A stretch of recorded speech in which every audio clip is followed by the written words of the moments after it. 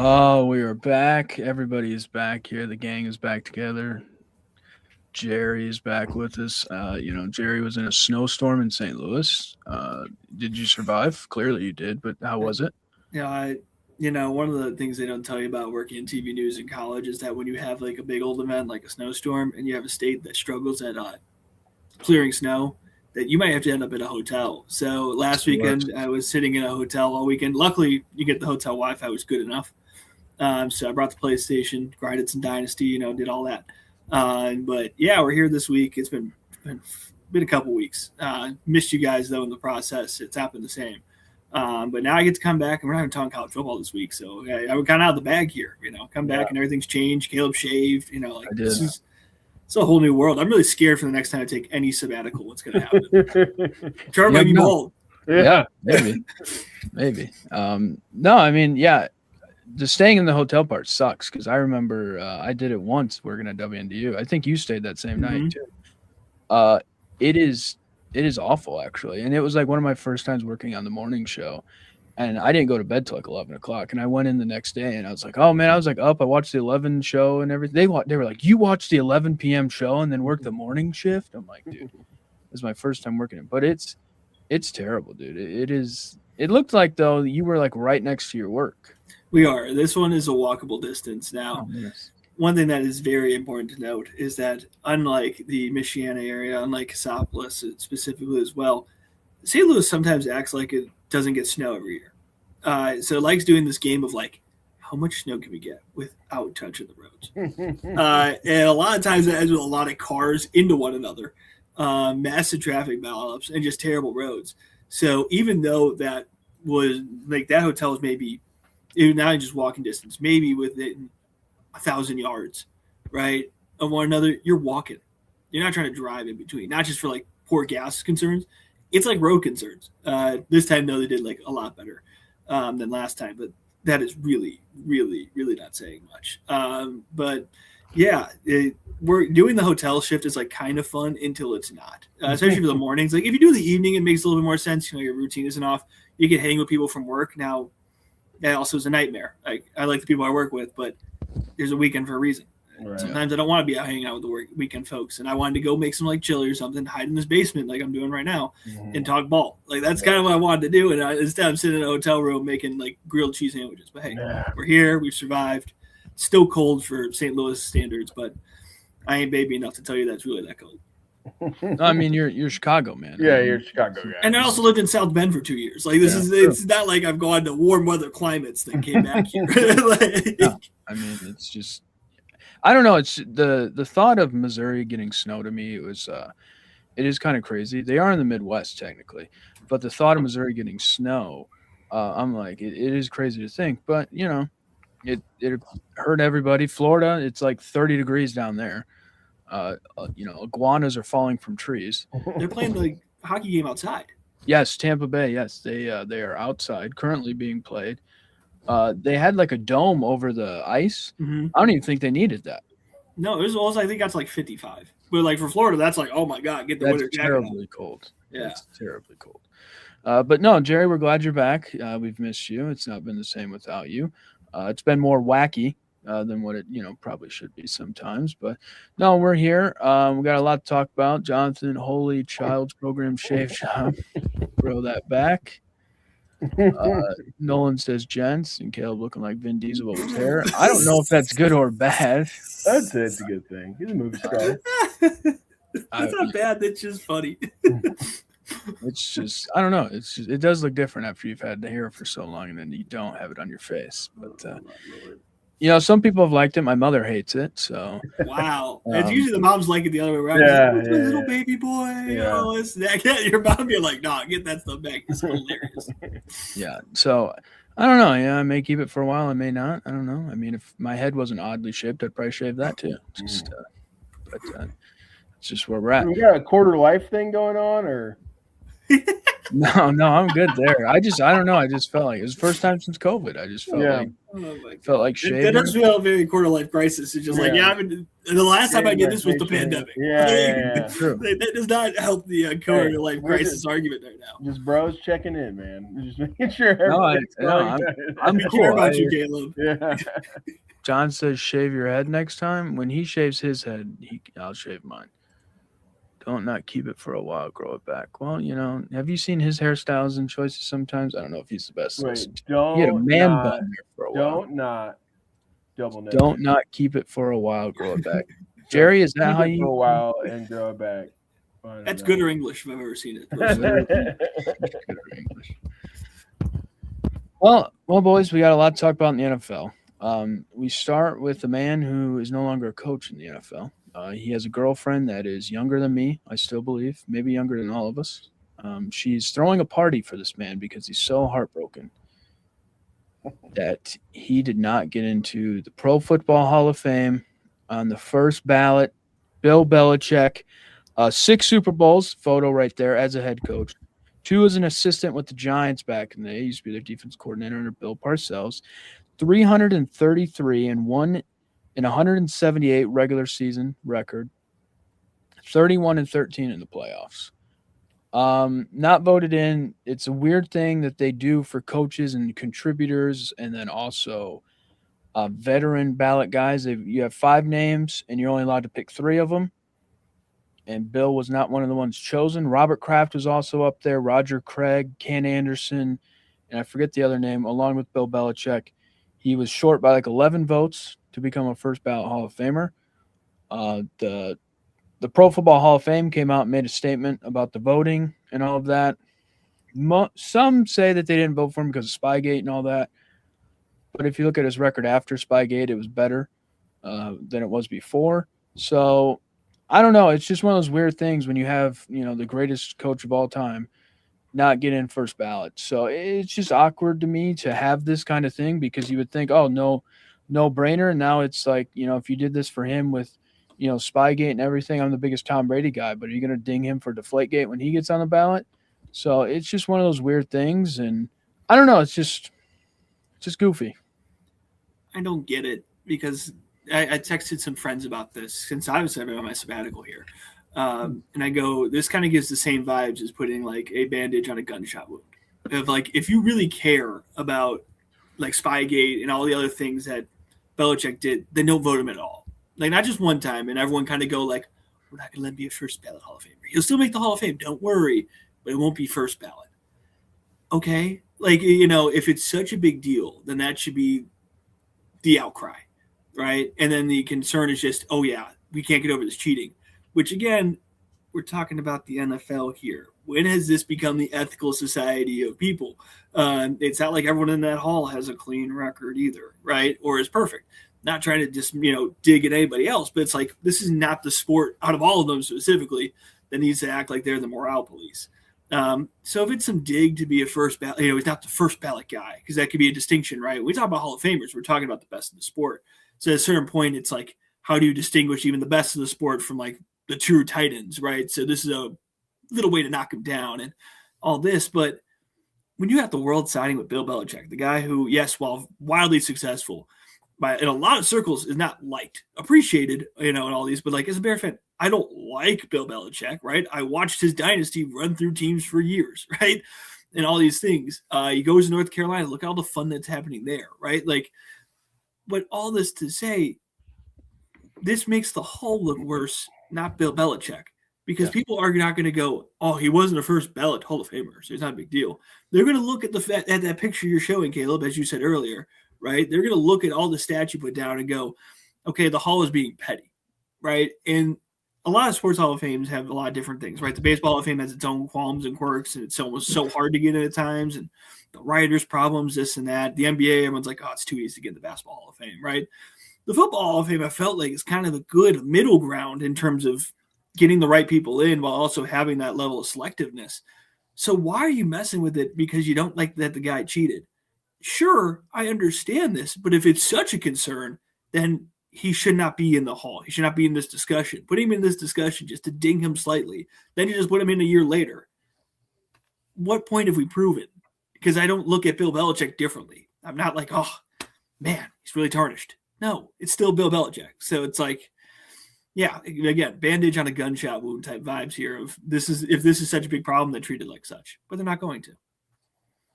Yeah, I think it's kind of like you're like retroactively punishing Bill Belichick for something.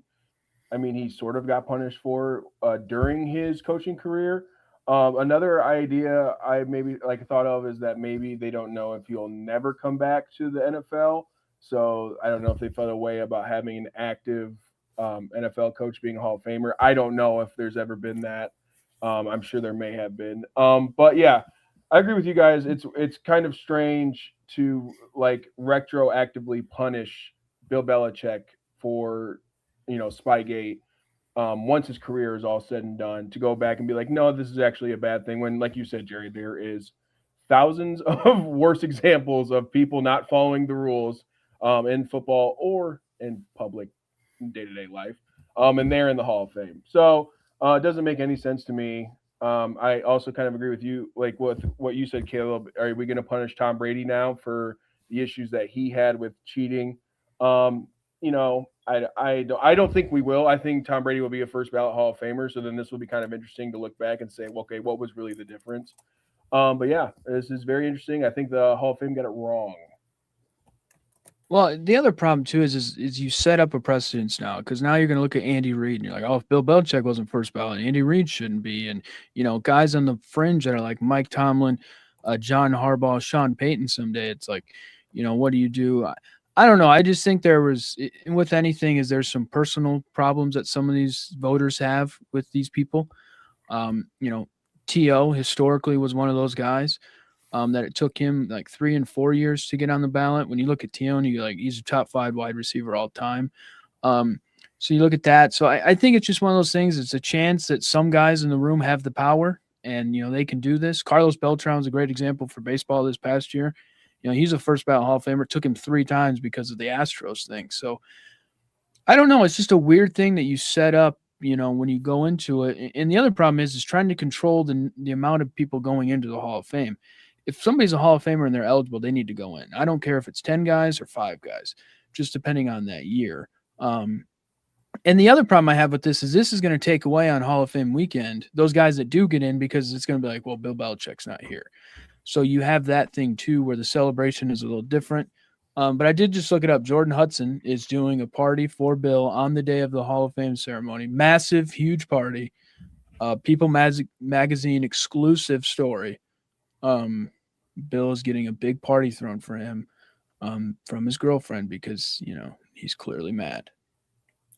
Yeah, Jesus Christ. Nothing really screams Bill Belichick like a party with a room full of people, because that's the type of guy I think Bill Belichick is, go around the room, schmooze, very personable and all those things. All those years of Bill Belichick has taught me that.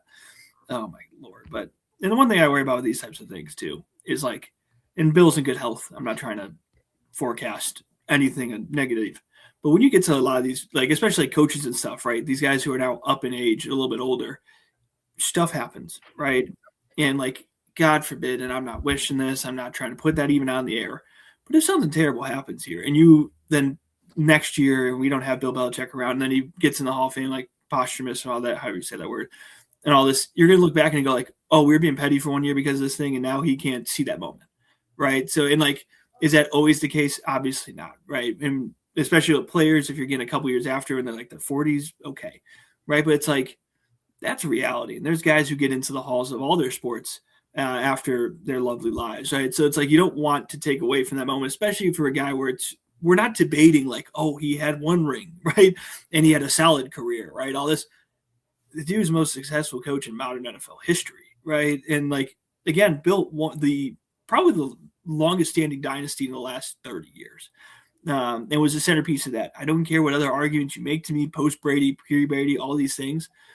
You can do that with a lot of other coaches in different ways, but you can't do it with 6 rings. Like, so it's like all those things to keep in mind. It's just all the little stuff, especially because, again, I know he's still coaching. I know he's still in good spirits and good health and all this, but like it's a dumb, petty move that looks worse on the Hall of Fame than Bill Belichick. And again, if you had the public siding with Bill Belichick, that means you've done something wrong. This guy's really easy to hit on and hate on. Like, Well, yeah, I Impressive job in mean, that sense. there's just goofy stuff too. I mean, Jerry Jones is in the Hall of Fame. Robert Kraft isn't. Robert Kraft's going to his 10th Super Bowl as the owner, and he has 6 rings. It's just a weird thing, and he may get in this year. I most likely will probably get in this year. I'm assuming, but it's just one of those weird, wacky things. John says Jimmy Johnson's response was 100% accurate. Yeah, he went a little wild, went a little crazy. How does this rank next to Barry Bondsby? This is completely different. You know, Barry Bonds cheated the game. Bill Belichick did for a little bit and then continued to dominate. So it's just a weird thing, but I don't know. It's just one of those things that it's just you look at the greatest coaches in sports history. He's definitely up there, and to not be a first ballot Hall of Famer is crazy. But like I said, and to Jerry's point, this is better off for Bill Belichick. He looks better. People are now going to go back and look at him and he was also the GM of the Patriots. I don't think people understand that either. So he helped build those teams. He found Tom Brady, helped develop him into who he became. So that's just the thing, too. It's just weird, but I don't know. It's just going to be a continued discussion. It'll be, at the honor ceremony when they are announcing the class, and then when the ceremony happens in August. So it's just one of those weird things. Great day for Bill Belichick, though. Now he's getting a big party thrown for him like a 6-year-old. Love it. All right, we had some hirings recently. 2 came down today. We'll start with the first 2 here. Joe Brady promoted to head coach. He's been the offensive coordinator for the Bills the last 3 years. Historically with LSU in 2019, and then was with with Panthers and the Bills. He's 36. Todd Monken is going to Cleveland. They had to hire somebody. He's been with the Ravens for the last 3 years. He was with Georgia before that. And he was with the Browns in 2019 as their offensive coordinator. Tom Brady got his guy in Clint Kubiak. I think that's why he's in bed today, because he can't move because he's so excited. They get him from the Seahawks. He's the offensive coordinator. This is not official because he is coaching, but sounds like he chose the Raiders over the Cardinals, which that's like choosing the 2 worst things you could ever pick in your life. You could have the Browns. I mean, he had a little bit of a better choice, but I get what you mean.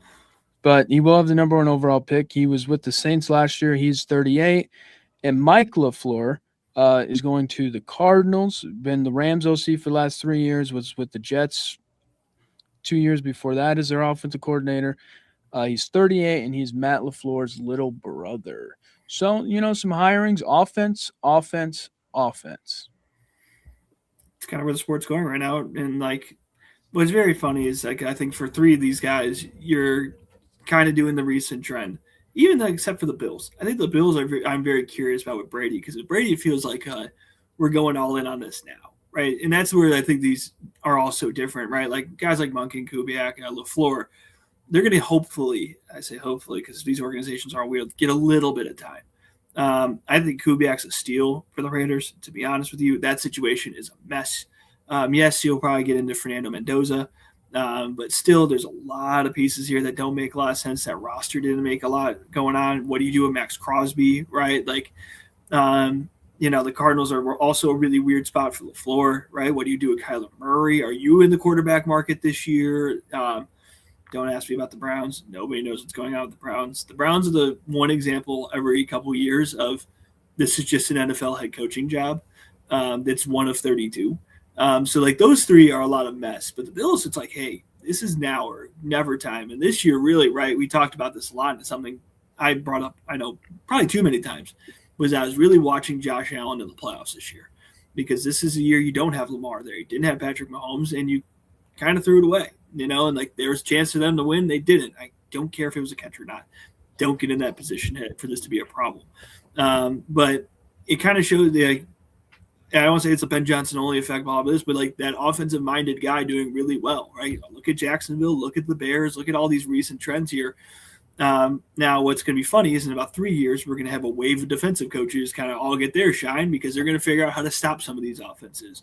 Someone's going to start dominating the McVay tree, right now with LaFleur at both Green Bay and now at the Cardinals. Someone's going to figure out a good defense, and they're going to be the hot hire. It's funny how these things turn, but yeah, offense is the hand. But these are 3 of these jobs are very similar. One is in a whole different stratosphere.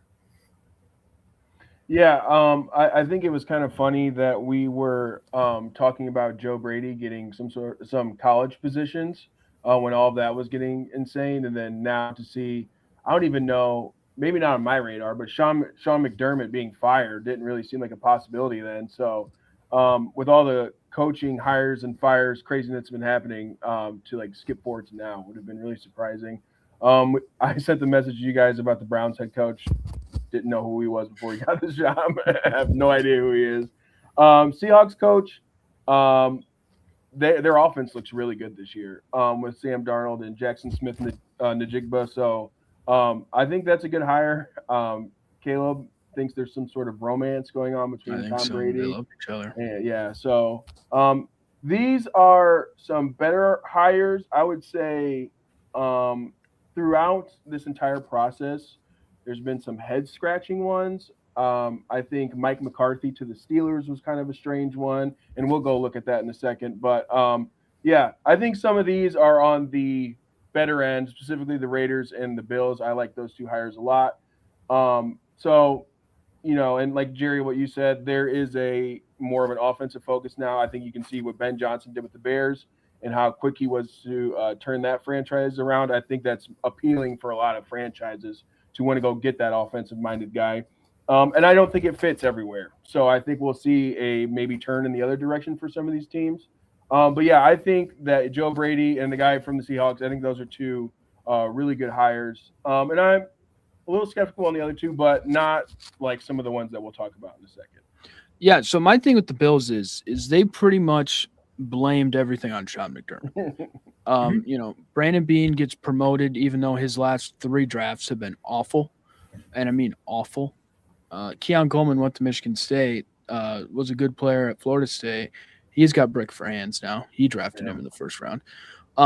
So he gets promoted. Joe Brady gets promoted. My question is, if they don't make it to the Super Bowl next year, who's to blame? You know, I think that's my problem with this hire. Is it's like one of those things where it's like, all right, you're blaming everything on Sean McDermott. He's been your one consistent there for, 9 years or 11 years or whatever it was. So who's going to be to blame? Because my argument is if Joe Brady is such a great coach, which I think he is a good coach. I think he is. But Josh Allen looked terrible in that last game. Is that Josh Allen, Joe Brady, the way he calls things? You know, now you're putting this guy in front of everybody now, in front of the whole team. What's the messaging? How much different is that messaging going to be from Sean McDermott to Joe Brady based off of he's been there for, 4 or 5 years now? So that's just my thing with the Bills. With the Browns, this is funny. So every coach they've had since 1999, I think is when they came back to be the Cleveland Browns. Chris Palmer was their first coach. He went 5-27. Then they had Butch Davis. He went 24-35. Then Romeo Crennel went 24-40. Eric Mangini went 10-22. Pat Schumer went 9-23. Rob Chuck-Sawitsky, no idea who the hell that guy is, went 4-12. He was only there a year. Mike Pettit went 10-22. Hugh Jackson went 36-1. Freddie Kitchens was there a year, went 6-10. Kevin Stefanski went 45-56. So I'm right now sounding the alarm. Todd Monken will have a losing record as the head coach of the Cleveland Browns. The water will still be wet. The Browns are just a systemic problem, it feels like, at this point. You have done, again, you look at all those things. At a certain point, it can't be the coaches. It can't just be the players. That is front office. That is ownership. That is a commitment to mediocrity at the best. So it's like Todd Monken, again, that's one of these. It's 1 of 32. It's the peak of this sport, no matter where you are, in terms of coaching pedigree. You only go down, right? Yes, and there's even tiers with the NFL, but technically everything's equal in the NFL. There's a salary cap. Everyone gets paid the same. If you stink, you get better draft picks, right? If you're good, you get lesser. It is by design tried to be, give you the most parity and opportunity. I mean, look at how much things have changed year by year. Look at how close a lot of these games are. Now, I keep going back because as a Bears fan, look at the NFC North, right? Not every conference is this way, right? But look at how good all 4 of those teams were with different problems facing all of them. But that's a good microcosm of the sport. The Browns are just the Browns. It's sad to say that. It is frustrating to say that. But it doesn't matter if you get Todd Monken or Jesus Christ in there. If you don't care about being successful, if you live with mediocrity, you're going to get mediocrity at its best. And it's not even mediocre. It's just bad. But it's like, and look at the current roster right now. You still have Deshaun Watson. Your quarterback room makes no sense. Jerry Jeudy is your wide receiver number one. I don't hear good things about Jerry Jeudy ever, right? Your tight end room's actually fantastic, but they're underused in comparison to the rest of your team. And the defense has Myles Garrett and some pieces. And, like, look at where their head coach went. Like, the Falcons said, you know what? We have a youngish core and have some pieces that can work really well together. They looked at a losing coach overall with the Browns and said, we still have faith. We are going to give you a shot. We think you're a good coach. They looked through the Browns' veil and saw a good coach in there. Doesn't that tell you something? Like, that should speak more volumes than anything, but only things will change in Cleveland at the top end.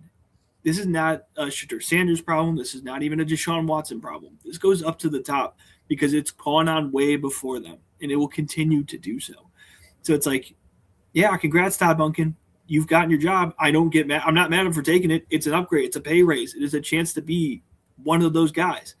But, again, it doesn't really matter who they put. You could have put anybody in these four we have here, and I think the same result happens. But that's because Cleveland's been a terribly run organization since we were all born, and before that as well. Like, so good luck, Todd. Like, bet the unders. That's all I can say.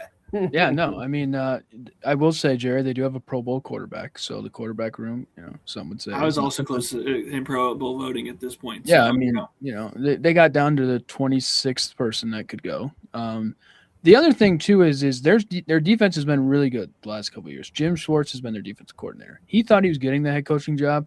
He had a year left on his contract, and he said he's not coming back. So they screwed that one up too, defensive wise. Because he wanted to be head coach. He did. So it's just one of those things. I think he thought he was getting the job just based off like, oh, nobody's going to want this job. I'll take it. I don't know what happened. A change in heart for Todd Monken. But, yeah, the Browns are the Browns. All right, looking at all 10 hires now. The Dolphins, Jeff Hafley. Giants, John Harbaugh. Falcons, Kevin Stefanski. Titans, Robert Saleh. Steelers, Mike McCarthy. Ravens got Jesse Minter. Of course, Cardinals, Mike LaFleur. Raiders, Clint Kubiak. Browns, Todd Monken. And Bills with Joe Brady. 10 hires.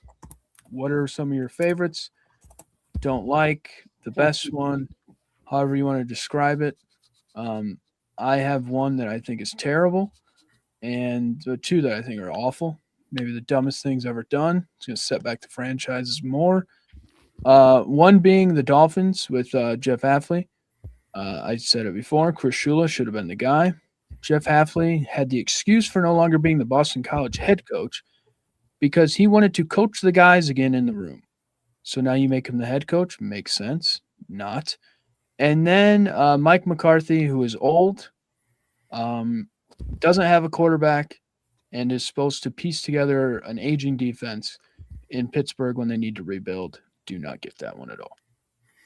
We've gone through the negatives. I'm very pro Robert Saleh in Tennessee, especially with Brian Dable on his side. That's great.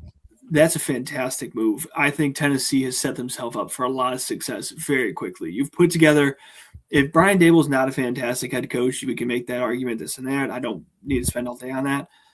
You put him with a quarterback that is growing and developing. That's what he's supposedly good at, right? That's what the big selling point on Dable. Well, now you've got him with Cam Ward. You've got Robert Saleh in there, who's, I think, in a good chance. The Jets are the Jets. The Jets give me the same vibes as Cleveland, right? The way I just ran it on Cleveland, I could do in New York. But, like, that is a very fun combo that I'm very much here for. And I will also go ahead and, again, say that I think Kevin Stefanski in Atlanta is a fantastic hire. He's a stable force in an organization that always feels kind of loose. It's not like a complete chaos mode. There's always some loose bolt or screw here that puts them in a weird spot. I think Kevin Stefanski did a fantastic job in Cleveland with very limited talent, very limited roster space, and he's going to take over a program here and take over a team that has the pieces here. I do think it's a new challenge because in return, there are expectations here. I get it. The quarterback room is still a question, but you still have Bijan Robinson, Drake London, and even Kyle Pitts, who I know is the fantasy tight end that everyone jokes around about, but has had some solid seasons. Maybe he's not worth that number 5 pick or whatever they took him at, but he can be a good offensive piece. They have the screws, they have the things around here. So those are the two I really love. I'm very curious. I'll end on this one. I'm very curious with Harbaugh in New York.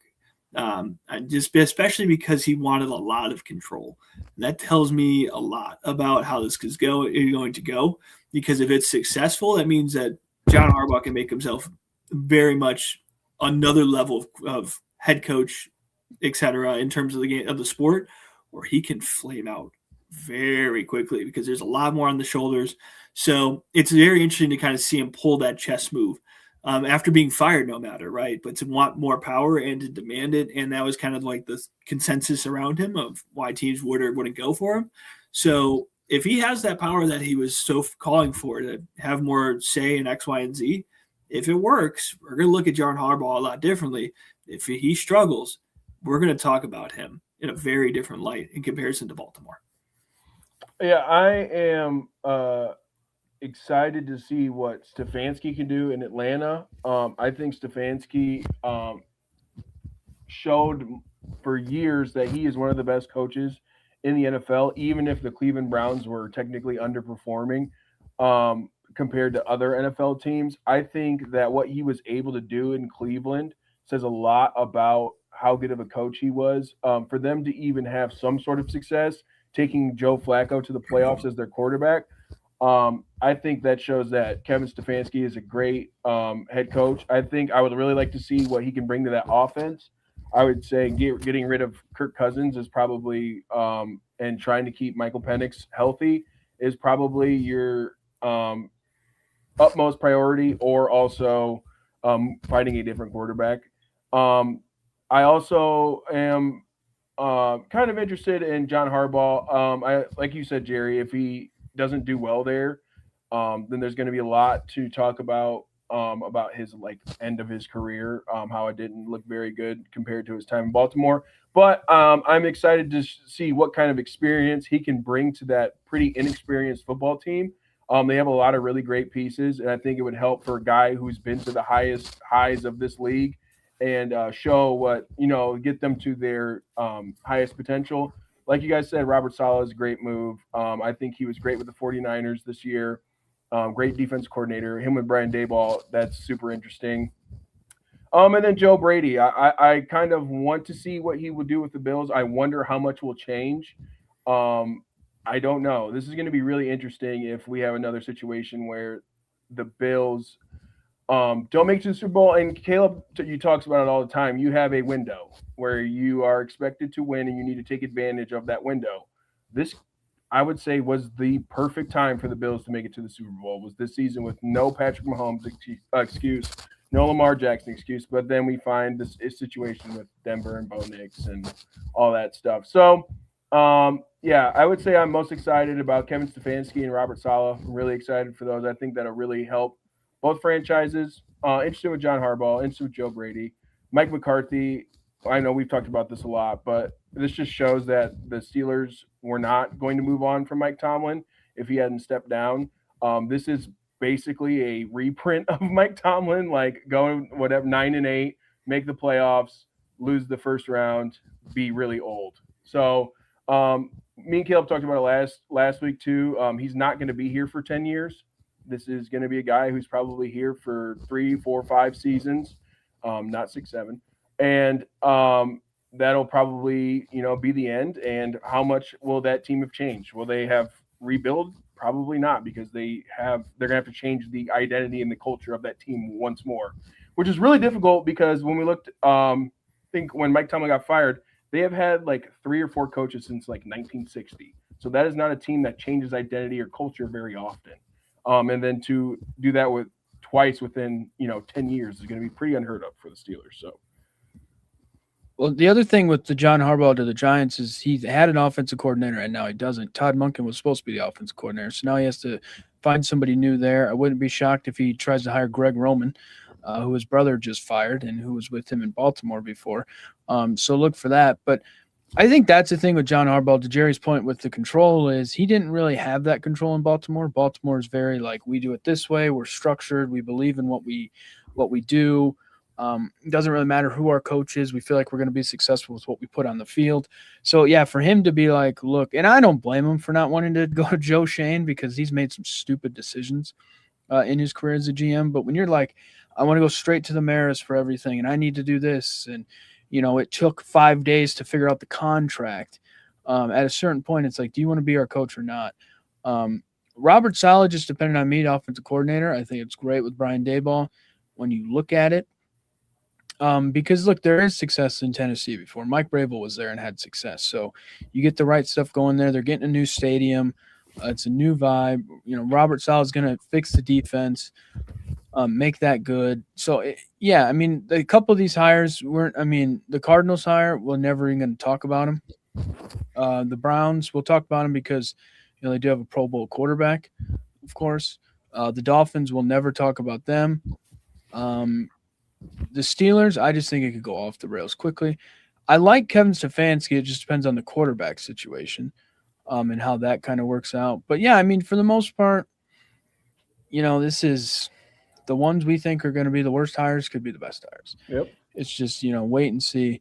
Nolan says Rel likes Tennessee hires, and I agree with Terrell because Terrell knows football, national champion football player, so he knows. So, yeah, I just, when you're trying to change a culture, Robert Saleh can change a culture.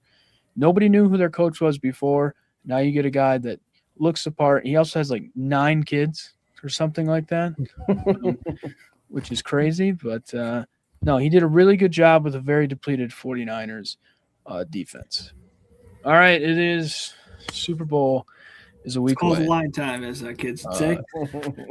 The big game. Jerry, what do you have to call it? The big game? Super week? Yeah, whatever. I think we call it Super Bowl. I just can't use like certain things. Yeah, that's also one that shout out usage rights. That's what this podcast is about, baby. Usage rights. No, we're gonna use it up. Nobody knows we exist, so we're gonna keep doing it till we get sued. That's right. Right. All right, we have a list of fun bets here. These are the crazy bets that only come out for the Super Bowl. We have the national anthem is going to be formed by Charlie Puth. The over-under is set at 120 seconds. The under is -105. The over is -125. I don't know what his history in national anthems are before. I don't know if he was going to go long-winded. You always have those guys outside the stadium like the morning of trying to get the rehearsal down pat. But that's just a fun one to look at. The coin toss, of course, heads or tails. They're both at -104. The Gatorade color for the winning team. This is always an interesting one. Orange? Oh, I just caught that. I did. Orange. That's a secondary bet. Yeah, that's deep in the parlay. You get orange and orange. That's an error bet right there, Jerry. That sounds like free money. Sometimes when I'm typing so fast, Jerry, I don't even worry about it. So you can get Orange at +225. Mind you, none of these teams either have the color orange in their scheme. Yellow is +260. Blue is +260. Purple is +750. Red is +1100. And water/clear was +1100 as well. I don't know if water is ever. That would have been like back in the day before Gatorade, right? Before the folks in Gainesville decided to give us Gatorade. I shout out. This is big disrespect to the white cherry color that could have made an appearance here. Don't tell me the market on that. I don't care, but that's big disrespect here for the Gatorade color. So shout out the whatever the white cherry is called, like Cherry Blast or whatever. Underrated Gatorade flavor. Yeah, this is always an interesting one. This is one of those after the game you're trying to figure out what it is. So it'll be crazy to watch. The fact that people bet these is just ridiculous to me. But because you can't even get these on like legit betting, you have to like go offshore to get these. Call the line, baby. Overtime is yes for overtime is +750. No is +2500. I think we've only had overtime twice in the history, and it's actually been like within the last like 10 years or so. Caleb, you've been hiding the biggest bet of all at the bottom here, and I've been waiting all day since I learned what this was part of our show. I've been waiting for this. Yeah, so any player to have an octopus, it is yes at plus 1,500. What is an octopus in football? I didn't know what it was until I, looked these bets up. It is the same player to have a touchdown and then a 2-point conversion back to back. 8. Like 8 legs of an octopus.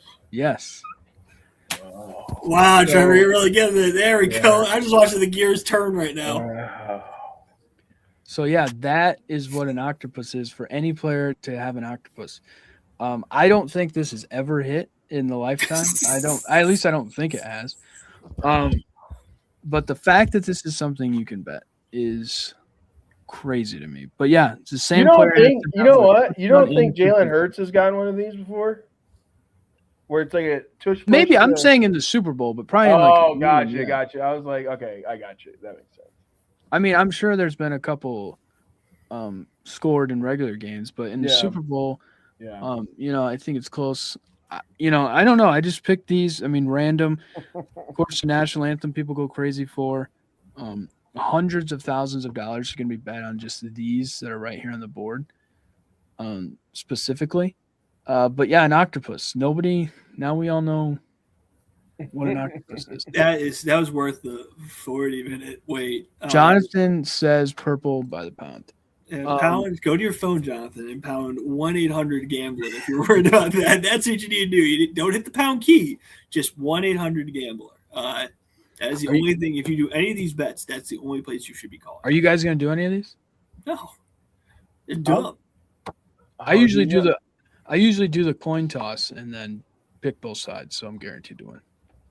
That's also a waste of time. No, it's not. Not when you're betting big bucks like me, Jerry. You're winning. Oh my god. Yeah, the most I probably do is like a Super Bowl square. Yeah, I'm doing squares, but the color one, the Gatorade color one, could be fun. Just like waiting the whole game and being like, okay, what is it? Then they dump it on the coach. I cannot get mad at the Gatorade color. I can't put my life to that point where I'm like, oh man, it was blue. Yeah. Damn it, the odds on purple were great. I cannot in good conscience start hating the colors of Gatorade because of the financial implications. I think Jerry's going to do an octopus. More I'm getting the vibe. If I'm going to do something, yeah, it would be something that disgusting, where it's like octopus and then like Drake May rushing yards, like something absolutely nasty. That's up there with like Matthew Stafford rushing yard bets. Which did you guys see in the first round when he did like the kneel down and he like walked back a little bit? I saw someone on social media go, he just blew my 1+ yard rushing total. Somebody investigate him. And I'm like, you're better than Matthew Stafford rushing totals? Hey, the odds are good, Jerry. The odds sometimes are good. John says, how many halftime songs in Spanish versus English? You can bet on this kind of stuff with the halftime show. So you can bet on like how many songs he's going to do. Bad Bunny. You can bet on, I think, the Spanish versus English songs. You can bet if he's going to do an unreleased song or not. And you can also bet on the first song that he's going to do. Yeah, crazy to be a Bad Bunny who has obviously wide appeal in one sense, but also has like minimal appeal in a lot of sense. Did an unreleased song at the Super Bowl, which again, not inherently as much. It's still the target audience to some degree. It's the biggest sporting event in America every year. But like, I'm not listening to Bad Bunny. So if he drops an unreleased song, I feel like that. I don't know if that's the vibe here, but that'd be hilarious and also disgusting to bet. Maybe he's going through the Bad Bunny catalog before making a bet, which you got to be dedicated to the game at that point. No, I mean, dude, this is crazy how these people go into it, and the fact that there's even lines for these things, to me is goofy. It is just, I mean, you can do the prediction markets too. If you do the prediction market, just stop. What he does, all that type of stuff. It is nuts. I mean, the Super Bowl, this is what makes it the biggest television event in America every year. But yeah, I mean, it's interesting that we bet on a national anthem. We're betting on the coin toss, the Gatorade color, overtime, an octopus, how many songs, Spanish, English songs, unreleased songs. It is just a wild, but that's what makes. You know, you can make a parlay on the poly market right now where you could bet the Super Bowl over under a national anthem, an unreleased Bad Bunny song. If we're going to go to war with like Venezuela in a parlay, like, do you realize how crazy the world is getting right now that you could do that? Yeah, man, but give me the next Fed Reserve chair with the pause and a futures bet on like the White Sox. Like the things you could cook up right now are absolutely devious. Yeah, but if you use Polymarket or Kalshi or whatever, y'all know what this means. Y'all know what time it is. Hey, 1-800 gambler. It's called the love of the game, Jerry. It's called the love of the game. John asked you going heads or tails. Tails never fails. That's a fact. Knew that one was coming. I mean, that's just what you do. If you go heads, you're insane. All right, now we're on to the big game here, Super Bowl LX, meaning 60. It is crazy because I do remember, it's crazy to think that I remember Super Bowl 50 very well. Panthers, Broncos, Peyton Manning's last game, which is crazy to think. Coldplay was halftime performance. That one was also in Santa Clara, California. That's just kind of how you do it. So it's going to be cool 67 degrees and sunny for the game out there in California. Cool 67 and sunny. 6:30 p.m. on NBC and Peacock. The Seahawks are a 4.5-point favorite. Over-under is set at 45.5. You can get New England's money line at plus 190. There's been mixed emotions on this game. I feel like everybody in New England thinks the Patriots are going to win. Everybody outside of that thinks the Seahawks are going to win. ESPN did a thing with 11 writers. All 11 writers picked the Seahawks. I don't know. This is one of those games where you're looking at it and Patriots defense has played good. Their road, some would argue, has not been very good to get here. So I don't know. It's just one of those. It's one of those games.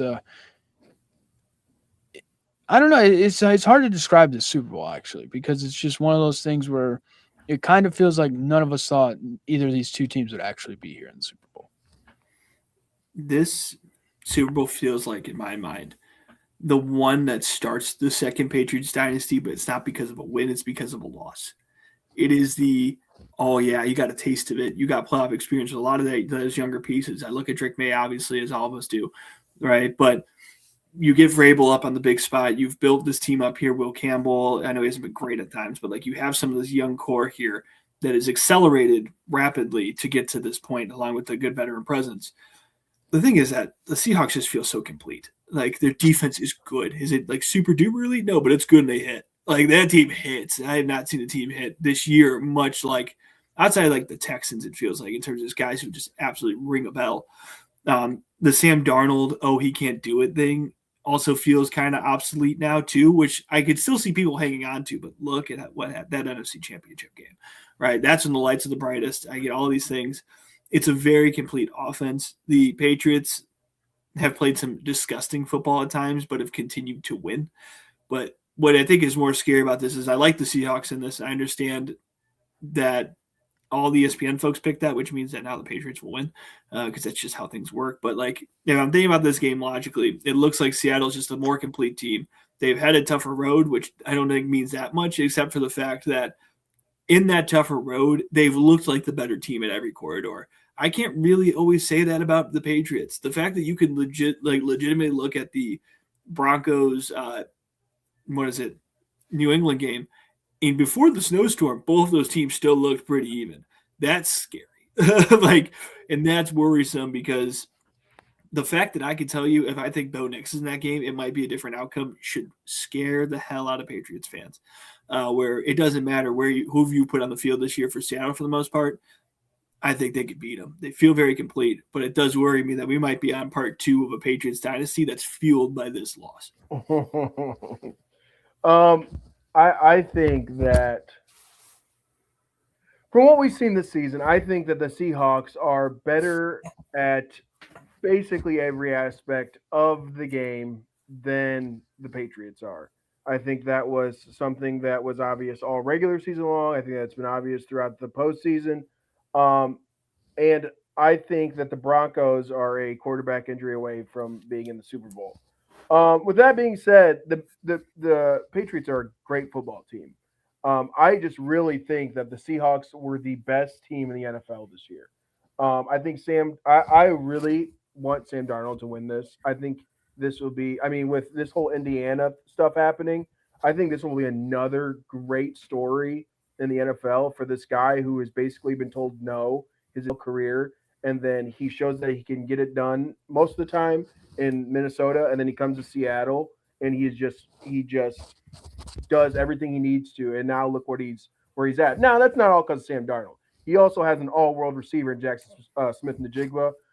That Seahawks defense is terrifying. So I think the Seahawks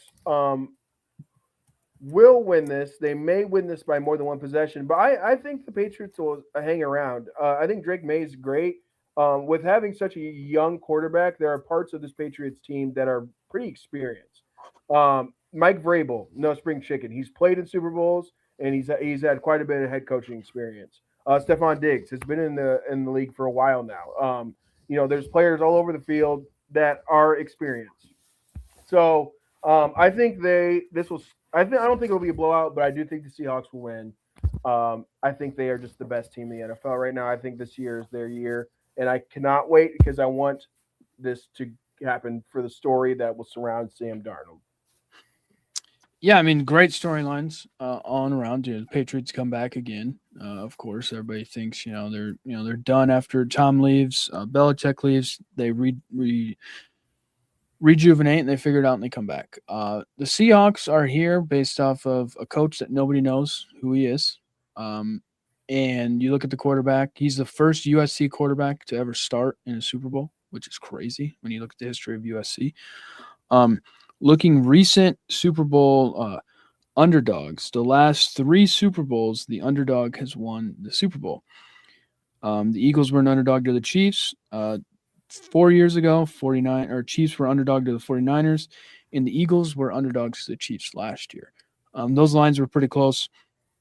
This one is at 4.5. So, yeah, I mean, look, it's one of those games. It's going to be a good one. I think it's going to be closer than what people think. My thing with the Seahawks is have they looked really good in the playoffs based off of they've played 2 common opponents in the playoffs, being the 49ers, it's the third time they played them, the Rams the third time they played them.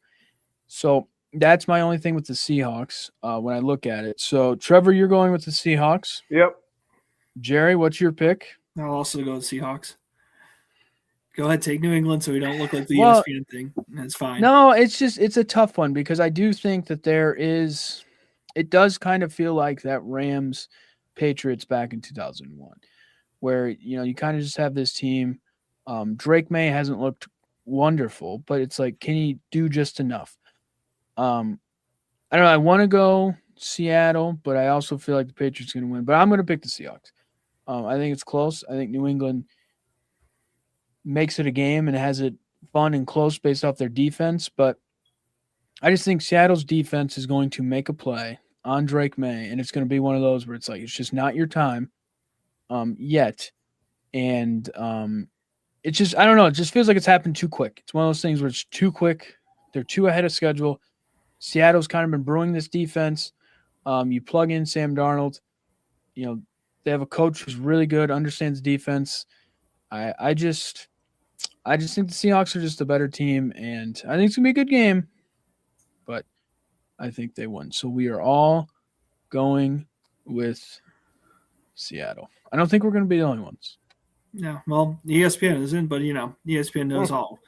The thing I'm really curious about, the 2 guys I'm really watching in this Super Bowl are Kenneth Walker, Michigan State's finest, and Cooper Kupp. I think that if Seattle's going to come to this game, they're going to need to be strong running the ball, which they've been all year. Kenneth Walker is such a spark plug too. Like the times when he gets open and the tackles he can break, he is so impressive. He's the reason Mel Tucker is worth all the money he was. Very true. At one point, is a very important part there. And also, like, we talk about this team, especially a guy like Cooper Kupp. I know he's your scrawny white guy, but he's like that extra target that I think puts them above. in so many things there because, like, you look at Stephon Diggs, he's solid. You look at Travion Henderson, they're solid. But in those types of positions and those roles, when it's a game of inches and stuff like that, you have, I think, a better running back. I think the best running back on the field in a game that's become more and more running slowly. And you have a guy in Cooper Kupp that can make those little plays, like the 3rd and 5. I know it, and Jigba's going to be covered. He's probably going to be double covered, right? The fact that you can go off to that guy, and maybe even for fun, don't bet him. Give me some Jake Bobo, baby. You want some fun? Give me the Bobo. Give me some Bobo. Don't say that in Georgia, though, because then they're going to tell you to run the damn ball, Bobo. No, I think it'll be interesting. As of right now, Super Bowl, the favorite for Super Bowl MVP is Sam Darnold, and then Drake May, JSN, Kenneth Walker, round out that there. So, I mean, some of these names on the list of Super Bowl MVP, they literally everybody's listed. Your long shot for Super Bowl MVP is Gray Zabel, who is an offensive lineman for the Seahawks. You can get him at plus 200,000 to be the MVP of the Super Bowl.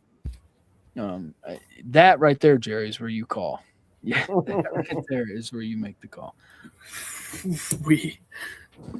But no, I think the Super Bowl is going to be fun. I think it's exciting. You have the commercials, which I feel like all the commercials already come out before the Super Bowl, which I hate that. It'll be interesting to see how many commercials are AI generated. I'm interested to see that. But no, I think it's going to be a good game. It's going to be fun, and it's going to be a Super Bowl. Like, it's just, this is going to test. Everybody's going to think, not a lot of people are probably going to watch because of the teams, and then we're going to get a massive rating, and this just proves again how big the NFL really is. Oh yeah, and they'll find a way to market this, and that's part of the beauty of it. It's also the culmination of what's been a really, really fun season, which does concern me because we have all these fun games, which means the Super Bowl is going to be a possible blowout because that's usually how these kind of go. It feels what it was last year. Awesome NFL season last year, and then it's there go the Eagles by like 30. Great for Trevor's mental health, personally. So we'll take that as a W. Yes. But like that's the only thing I worry about. I hope it's a good game, and it's kind of a boring way to root for these things, but I think we have all the ingredients for it. You have all the narrative you could ever think of. So marketing this game will be very, very easy. Are you guys excited for the Pro Bowl? I didn't do anything on the Pro Bowl. I think Tuesday is the Pro Bowl. I think it's such a terrible day. Like, Tuesday's the worst. I'll completely forget that it's even happening. Tuesday, worst day of the week. That's why the Pro Bowl is on it, baby. Come on. I've been on the Tuesday's worst day of the week train for a while. I'm very glad you're all joining in. I think Monday's the only time Mondays are good is during football season for Monday Night Football. Mondays suck. Yeah, but at least Monday you're coming off the weekend. Even without football. Like, you know what? You've had 2 days off. Everybody all hates it. We are all in suffering together. Tuesday is the worst because you have to start working. The thing with Mondays are so bad they make Sunday kind of suck. Yes. But like, it's a shared responsibility. It's like a shared responsibility, like, because that, especially during football season, when the 60-minute clock hits, that's when your weekend starts to get bad. Yeah. Like, that's when you kind of, but like, also it's like a wind down. It's like, okay, I'll lie to myself and go to bed early. I'm going to try not to be sick like Caleb. I get some extra sleep, take care of the body, right? All those types of things. And then you wake up Monday, like, okay, it's a whole week, all this, but everyone's in the same mindset. Everyone's like, man, this sucks. It's Monday. You can talk about the weekend, all these things. If you had a good weekend too, like you have maybe a little bit of that high still there. Tuesday, there's no weekend feel. You're not coming off of that. You already worked for a day. And you still got the majority of the week in front of you. Yeah. So Tuesday, worst day of the week. I just ate lasagna and I hate Mondays, so I'm like Garfield. Well, I said the word Pro Bowl and my throat almost clinched up. So, I mean, that's just what happened. That's perfect timing. It's a disgrace of what that has become. Yeah. But, everything changes. Shador Sanders, Pro Bowl quarterback, okay? Like, put some respect on his name, Jerry, okay? Good. When he's a first ballot Hall of Famer because of his Pro Bowl appearances. Yeah. Him and Tyson Bagent, 2 future Hall of Famers. That's just how it is, man. It's just where it's at. So we will be back after the Super Bowl, of course, to break down that happening, and then we'll start moving forward with sports. Basketball, college basketball, NBA, baseball will be starting back up. And then it's NFL draft, NFL offseason. The NFL never stops. Swear to God, for doing a draft special again, I'm killing you. Maybe. I'm nightside that this time, dog. You can't do that to me. That was terrible. That was terrible last time. But you never know. maybe we go to the draft in Pittsburgh, Jerry. There you go. Yeah, I'll get the time off approved now. Yeah, get that down pat. But no, so we'll be back. Sports are still turning. Now we're back into the months where we're like, oh my God, what are we going to do without football? We're back. It's crazy to think that we're back. But Super Bowl 60, getting old. That's what that says to me. And hopefully it's a good game. And we all pick the Seahawks. So we will say go Birds, even though I feel like that's an Eagles thing. But yeah, with that being said, we'll be back after the Super Bowl. And as always, thanks for watching. Peace.